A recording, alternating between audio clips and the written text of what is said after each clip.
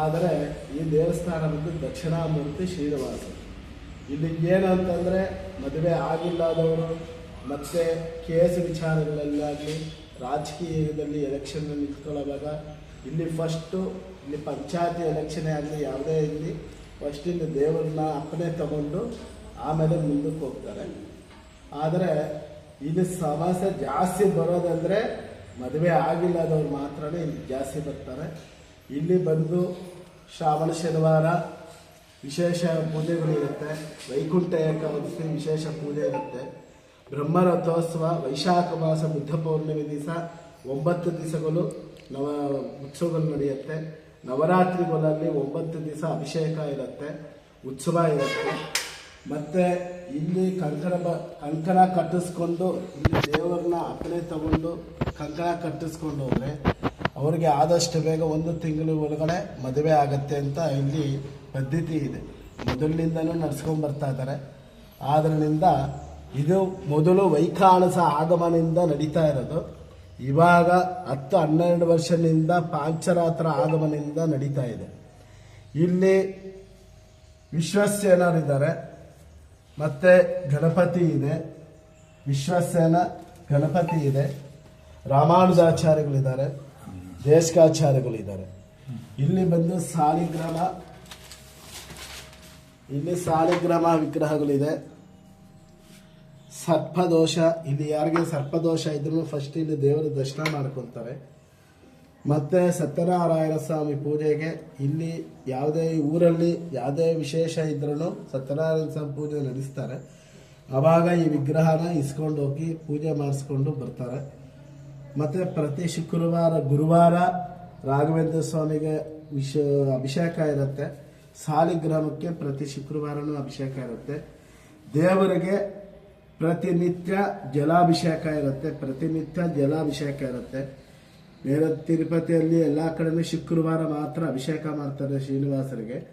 ಆದರೆ ಈ ದೇವರಿಗೆ ಪ್ರತಿನಿತ್ಯ ಜಲಾಭಿಷೇಕ ಇರುತ್ತೆ. ಆದ್ದರಿಂದ ಈ ಸಾರ್ವಜನಿಕ ಭಕ್ತಾದಿಗಳೆಲ್ಲ ಬರ್ತಾನೆ ಇರ್ತಾರೆ.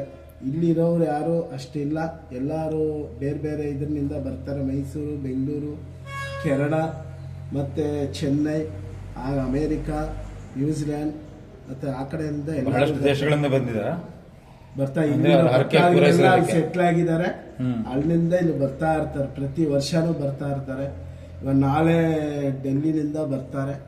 ಅವರು ಪ್ರತಿ ವರ್ಷನೂ ಇಲ್ಲಿ ಸೇವೆ ಮಾಡಿಕೊಂಡು ಬ್ರಹ್ಮರಥೋತ್ಸವದಲ್ಲಿ ಪಾಲ್ಗೊಂಡು ಇಲ್ಲಿ ಪೂಜೆ ಮುಗಿಸ್ಕೊಂಡು ಹೋಗ್ತಾರೆ. ಅವರಿಗೆ ಮಕ್ಕಳಿಗೂ ಮದುವೆ ಆಗಿರಲಿಲ್ಲ, ಸುಮಾರು ಒಂದು 10 ವರ್ಷದಿಂದ ಮದುವೆ ಆಗಿರಲಿಲ್ಲ. ರೀಸೆಂಟಾಗಿ ಇವಾಗ ಮದುವೆ ಆಗಿದೆ. ಅದರಿಂದ ದೇವರ ಸೇವೆಗೆ ಅಂತ ಬರ್ತಾ ಇದ್ದಾರೆ. ಸೊ ಅದರಿಂದ ಈ ದೇವರ ಶಕ್ತಿ ಇದೆ. ಇದು ಸಾಲಿಗ್ರಾಮ ಶಿಲೆ, ಶ್ರೀನಿವಾಸರಿಂದ ಸಾಲಿಗ್ರಾಮ ಶಿಲೆ. ಅಮ್ಮನವರು ಬಂದು ನಿಮಗೆ ನೇರವಾಗಿ 3 ಜನ ಕಾಣಿಸಲ್ಲ, ಶ್ರೀನಿವಾಸರು ಮಾತ್ರ ಕಾಣಿಸುತ್ತೆ. ಇಲ್ಲಿ ಲಕ್ಷ್ಮಿ ಬಂದು ಸಂತೋಷವಾಗಿ ಮುಖ ಇದೆ. ಈ ಕಡೆ ಪದ್ಮಾವತಿ ಕೋಪಿಸ್ಕೊಂಡಿದ್ದಾರೆ. ಈ ಕಡೆ ಕಾರಣ ತಲೆ ಹಿಂಗೆ ಕೋಪಿಸ್ಕೊಂಡಿದ್ದಾರೆ. ಕಾರಣ ಏನೂ ಇಲ್ಲ. ಋಷಿಮುನಿಗಳು ದ್ವೇಷ ಆವೇಶದಲ್ಲಿ ಇರ್ತಾರೆ. ಅವಾಗ ಶ್ರೀನಿವಾಸರಿಗೆ ಬಂದು ಎದೆ ಮೇಲೆ ಕಾಲಿಡುವಾಗ ಅಮ್ಮನವ್ರಿಗೆ ಕೋಪ ಬರುತ್ತೆ. ಆ ಕೋಪ ಬಂದವಾಗ ಶ್ರೀನಿವಾಸರ ಎದೆನಿಂದ ಅಮ್ಮನವರು ಆಚೆ ಬಂದ್ಬಿಡ್ತಾರೆ. ಬಂದು ನನ್ನ ಲಕ್ಷ್ಮೀ ಶ್ರೀ ಚಕ್ರಾನ ನನ್ನನ್ನು ಕಾಲಲ್ಲಿ ಒದಿದಿದ್ದಲ್ವಾ, ಅದರಿಂದ ನಾನು ಈ ಜಾಗದಲ್ಲಿ ಇರಲ್ಲ ಅಂತಾನೆ ಅದು ಅವಾಗ ಕೋಪಿಸ್ಕೊಂಡು ಅಮ್ಮನವ್ರು ಗೆರ್ಕೊಂತಾರೆ. ಶ್ರೀನಿವಾಸ ಅಂದ್ರೆ ವೆಂಕಟೇಶ್ವರ ಸ್ವಾಮಿದಲ್ಲಿ ಪದ್ಮಾವತಿ ಕೆಳಗಡೆ ಇದೆ, ಶ್ರೀನಿವಾಸರು ಮೇಲೆ ಇದ್ದಾರೆ. ಆದರೆ ಇಲ್ಲಿ ಮಾತ್ರ ಪದ್ಮಾವತಿ ಕೋಪಿಸ್ಕೊಂಡು ಸೈಡಲ್ಲಿ ನಿಂತ್ಕೊಂಡಿದ್ದಾರೆ. ಅದರಿಂದ ಇಲ್ಲಿ ಯಾವುದೇ ವಿಶೇಷ ಇದ್ರೂ ನಡೆಯುತ್ತೆ. ಏನೇ ಕೇಳ್ಕೊಂಡ್ರು 1 ತಿಂಗಳ ಒಳಗಡೆ ನಡೆಯುತ್ತೆ ಕೆಲಸ. ವಿಶೇಷವಾಗಿ ವಿವಾಹ ಅಪೇಕ್ಷೆ ಇರೋರು ಬಂದಿಲ್ಲಿ ಭಗವಂತನ ಸೇವೆ ಮಾಡೋದು ತುಂಬಾ ಜನ ಇಲ್ಲಿ ಬರ್ತಾ ಇರ್ತಾರೆ. ಊರಿನ ಹೆಸರು ಇನ್ನೊಂದ್ಸಲ ಹೇಳಿ ಆಚಾರ್ಯ ಸರ್. ಊರಿನ ಹೆಸರು ಇನ್ನೊಂದ್ಸಲ. ದಾರಿನಾಯಕನಪಾಳ್ಯ, ಗೌರಿಬಿದನೂರು ರೋಡ್, ಗೌರಿಬಿದನೂರು ತಾಲೂಕು, ಚಿಕ್ಕಬಳ್ಳಾಪುರ ಜಿಲ್ಲೆ, ದಾರಿನಾಯಕನಪಾಳ್ಯ. ಇವಾಗ ಪ್ರೆಸೆಂಟ್ ಬಂದಿರೋದು ಎಲ್ಲರಿಗೂ ಗೊತ್ತಿದೆ ದೀಪ್ ಪಾಳ್ಯ ಅಂತ. ಮೊದಲಿದ್ದಿದ್ದು ದಾರಿನಾಯಕನಪಾಳ್ಯ ಅಂತ. ಓಕೆ ಆಚಾರ್ಯ. ತುಂಬಾ ಧನ್ಯವಾದಗಳು, ವಿಶೇಷವಾಗಿ ತಿಳಿಸ್ಕೊಟ್ರಿ. ಅದು ನಾನು ಇಲ್ಲೊಂದು ಮುಂದೆ ಆಂಜನೇಯನ ದೇವಸ್ಥಾನ ಇದೆ, ವ್ಯಾಸರಾಜ ಬೈಲಾಂಜಿ ಬಹಳ ಕಟಗಾನಹಳ್ಳಿ ಅಂತೇನೋ ಒಂದು, ಕಾಟ್ಲಿಂಗ್ ಹಾ ಕಾಟ್ಲಿಂಗ್ ಹಾ, ಅಲ್ಲಿಗೆ ಹೋಗ್ತಾ ಇದ್ದೆ. ಸೊ ಸಾಮಾನ್ಯ ನನಗೆ ಏನಾಗತ್ತೆ ಅಂತಂದ್ರೆ ಪ್ರಾಣದೇವ್ರು ನೋಡೋಕ್ಕಿಂತ ಮುಂಚೆ ಭಗವಂತ ಕರೀತಾನೆ. ಅದೇ ರೀತಿ ಅದೇ ಪ್ರತೀತಿ ಇವತ್ತು ಕೂಡ ಮುಂದುವರಿತು. ನಾನು ಎಲ್ಲಿದ್ದೀನಿ ನೋಡ್ಕೊಂಡು ಆಮೇಲೆ ಅಲ್ಲೋಗೋ ಅಂತ.